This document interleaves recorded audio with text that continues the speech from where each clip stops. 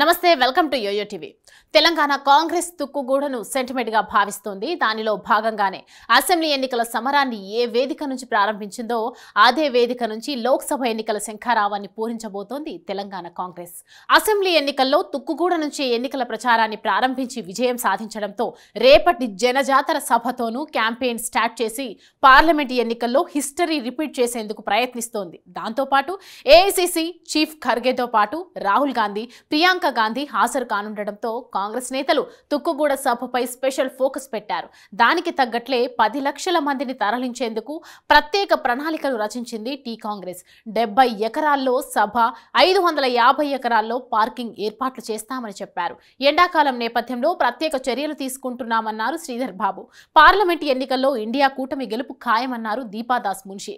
Save India, save democracy కోసమే కాంగ్రెస్ తో పాటు మరికొన్ని పార్టీలో ఇండియా కూటమిగా ఏర్పడ్డాయని చెప్పారు. ప్రజల కోసమే రాహుల్ గాంధీ భారత్ జోడో, భారత్ న్యాయ యాత్రలు చేస్తున్నారని తెలిపారు. మొత్తంగా పార్లమెంట్ ఎన్నికలకు సంబంధించి తుక్కుగూడ సభలో కాంగ్రెస్ ఎలాంటి హామీలు ఇస్తుందో చూడాలి మరి.